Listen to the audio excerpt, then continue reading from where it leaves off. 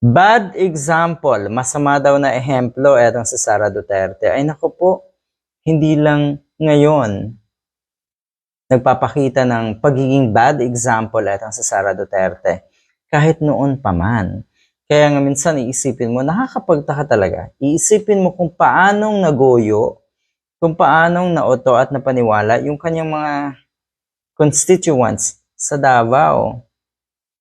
Dahil naku, matagal na po na hindi magandang ehemplo. Sabihin na natin, hindi lang po si Sara Duterte, pati na rin yung ilang miyembro ng kanyang pamilya. Hindi po magandang ehemplo. Totoo yon.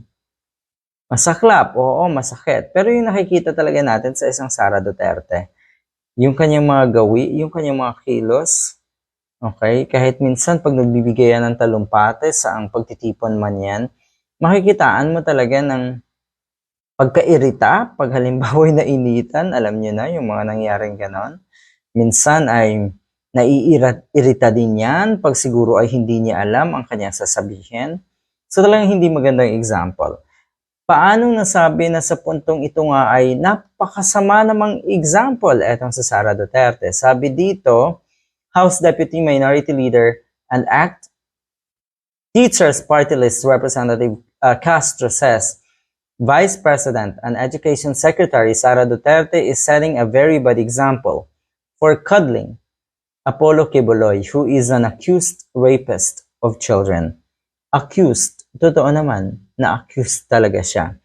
Kaya lang, yung volume, yung dami ng accuser, yung dami ng complainants, yung dami ng accusation, sasabihin mo pa ba na yan ay paninira? Abay ano yun, nagkaisa yung lahat ng biktima at para siraan si Quiboloy?